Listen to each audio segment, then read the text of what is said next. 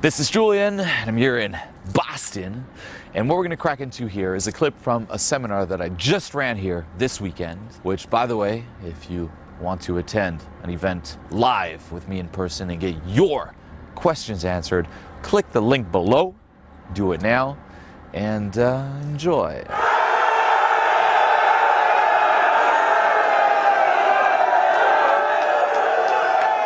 Thank you, thank you. Thank you.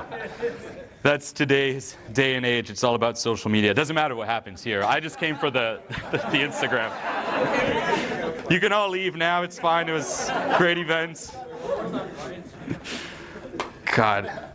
You're like me. You just came for the picture at the end. You don't really care about the content, do you? You're always going to go through shit.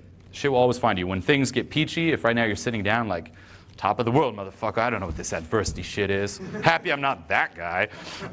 It's gonna come. Eventually, it's going to come. We buy into so many lies that cause us so much fucking suffering, it's insane, you know? One is that things should remain permanent.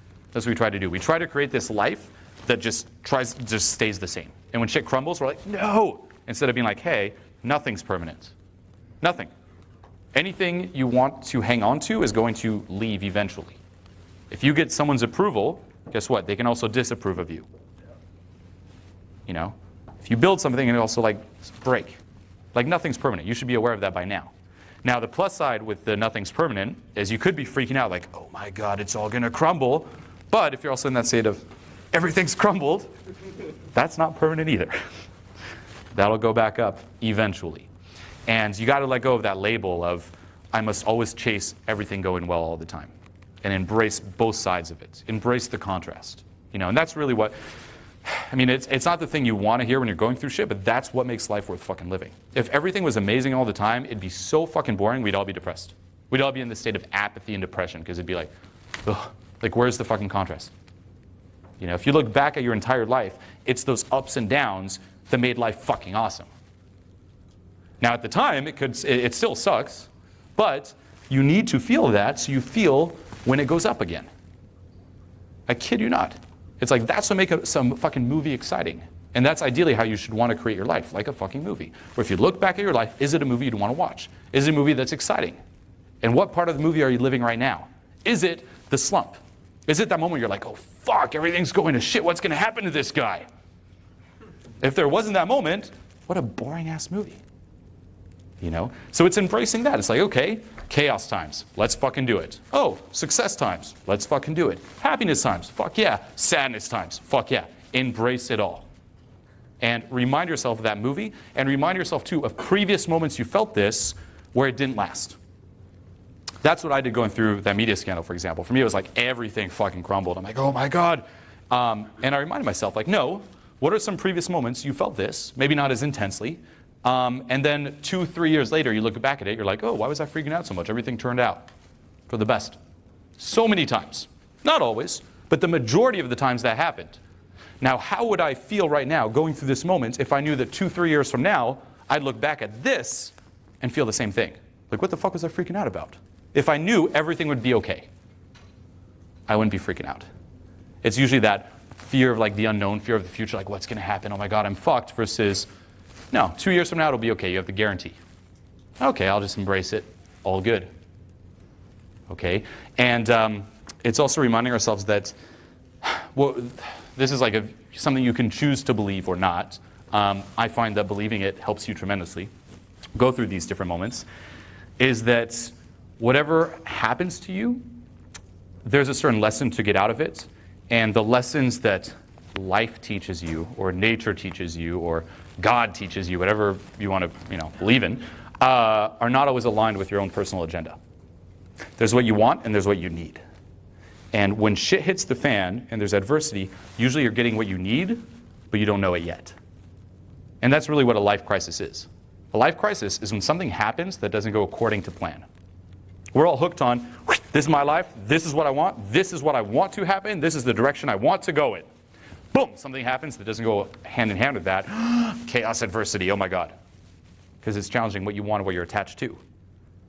Versus, oh no, maybe there's a lesson here. And maybe this chaos and adversity is going to create an opening for something new. And that's usually what happens after a life crisis. So often you hear, I lost my job, yet I found a better one.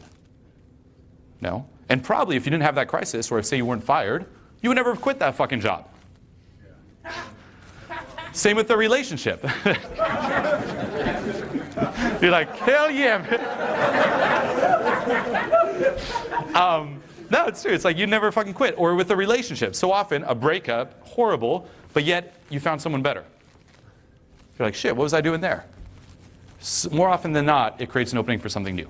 Same with me in the media thing. I was like, oh my God, created the opening for everything that I talk about in Transformation Mastery. Changed my life. At the time, it sucks though, but you need that. It's like it's ripping you away from this, I want it to go this way and this way only. And you got to be willing to look for the opening, look for the lesson. I think it's pretty present here, like the politically correct beliefs. You guys know the whole PC movement? The PC movement? That too, it's like, the intention behind it, I think it's a good intention behind it. Of course, taken a little too far, but it's also built on like a lot of bullshit, where it's like, it's built on the fact that it's assuming we're all the same when we're not. Are we all equal? Yeah, but we're not all the same. It's building on the fact that we should all get along all the time with everyone. No, that's not natural. It's built on the fact that you should always feel safe and you'll eventually avoid adversity if you create enough safe spaces. No. It places this this bad label on adversity, when in reality adversity is really fucking good for you, because it does create those openings and that's what allows you to grow. So it's built on a lot of this bullshit that we buy into, and then we feel shitty because we accepted it as a truth when it goes against nature. To tell you the truth, when I moved to LA, I didn't even know I'd be doing anything in success with women. People think I moved there and was like, RSD. No, I had no fucking idea. And for like a good 1.5 to 2 years, I didn't work for RSD. I assisted here and there later on, and I was like almost broke for 2 years. Lived in like cockroach-infested places, basements. Yeah, it was wacky. Lived with an old gay guy who died for 30 seconds, and we had to revive him because he overdosed on pills. True story. Yeah, no, it was fucked, man. It was those are the dark years. No one really puts out, but no, it was fucking dark and insane, and it was fucked. It was like a multiple of like tons of like shitty jobs too, from like coffee bean, Maze was saying retail, I did retail too, to selling, like doing like 2 months of like car warranty sales on the phone, which was the sketchiest job I ever did, and then I quit because it was so bad. I kid you not, like the behind the scenes of that shit is like, as soon as you get an old lady, everyone high fives you because you're like, yes, sale. And you're just like, oh my God, it is so bad. Then I did like 2.5 months of actual car sales at Honda, where they hired me because I had a very innocent looking face. And they're like, you're like a sheep, no, a wolf in sheep's clothing, the face of an angel, they'll never suspect it. I'm like, uh-oh. And that environment is fucked, dude. Anyone ever do car sales? No? A few? Yeah. That shit's like dog eat dog. You're in a shark tank, man. Everyone's out for themselves. And they'll come and be your friends, but there's always the angle. And to get hired for that one, I was with Owen, and we looked up this article, and it was like a journalist who went undercover to do like car sales. And he's like, the thing you got to tell him during the interview is money. That's it. Why do you want to work here? Money. And we were like joking, but I actually did it. So I went there. It's like, so why do you want to work here? I'm like, money. And that's all I would say, money. It's like, oh really? I'm like, yes, money. And do you have any aspirations apart from? No, money. That's it. Just money. You're hired. Done. Yeah, so I did that. And then I went to do some affiliate marketing, where back in the day there was this website called Plenty of Fish. I don't know if it's still alive. Is it? Is it still? If it's still going. So it would be like little ads on the side where, say you're someone who likes mature women. There'd be like a little ad saying, millions of mature women looking for young cock. And I'd be making those little ads. You'd be clicking on that. That was me. My favorite one. My favorite and best-selling one was Rush of BBWs. And there'd be like a picture of like some BBW on the beach, like, and everyone would click. So I did that, and that's what allowed me to travel a little bit. And then I eventually quit that and then started RSD. But yeah, it was like tons of shitty jobs like that. Times where, yeah, I'd find myself jobless, homeless, and penniless. It was fucking hell. So yeah, that's how you hustle, man. And that's how you also get your sense of over-entitlement in check and how you pay your dues. It's like it's what makes you appreciate the good times too, and it's what helps you be grounded and grow as a fucking person. We don't necessarily know if what we're going through is good or bad. We may think this adversity is bad, but in reality, 2-3 years down the line, it helped you. And if it didn't happen, you've been fucked. Oftentimes they're a blessing in disguise, but we don't know. You know, we're so quick to judge shit. It's like, no, it must be this.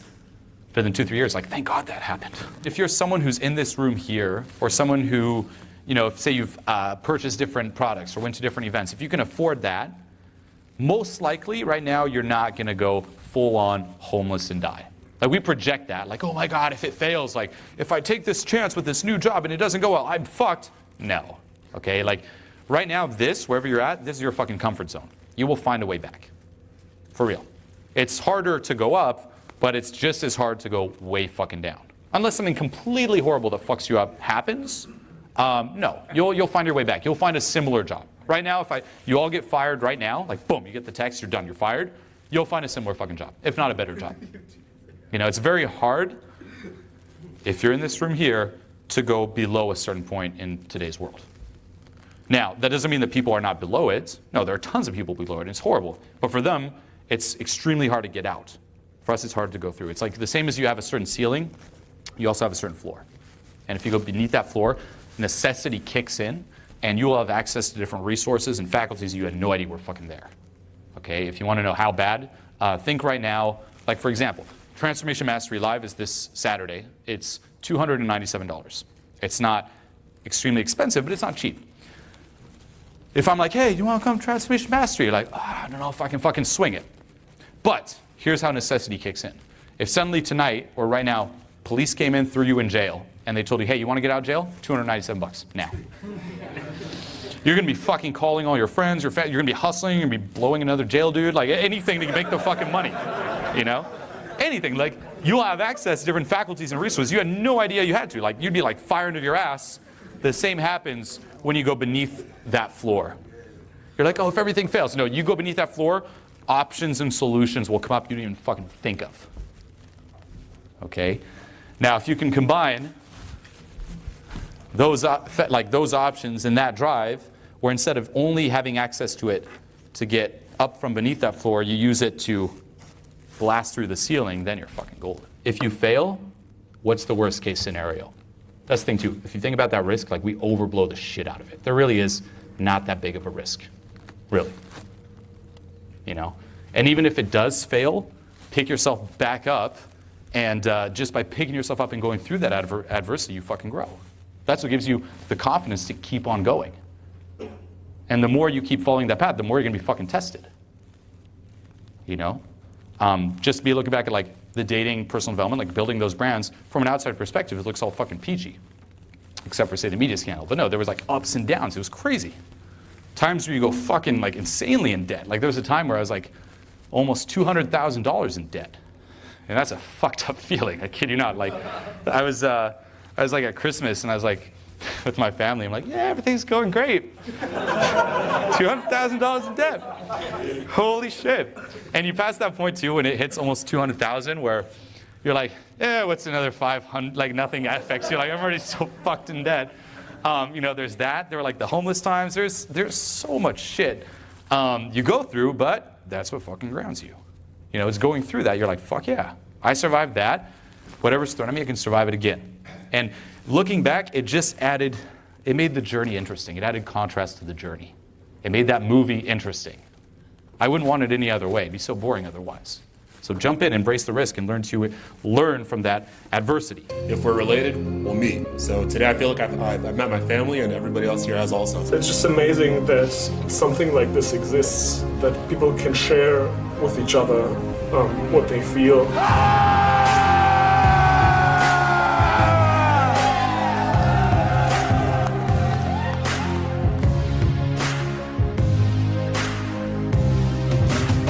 All the time I felt like there was something missing. I really feel like I just addressed all these problems that have been like sitting inside of me. He's given me and everyone else in the room today tools to really let go of the baggage that you accumulate throughout your life. I've been hanging around with people for 2 years. I have like a stronger connection to some of you right now than I have with them. Now I'm sure that this is the right path.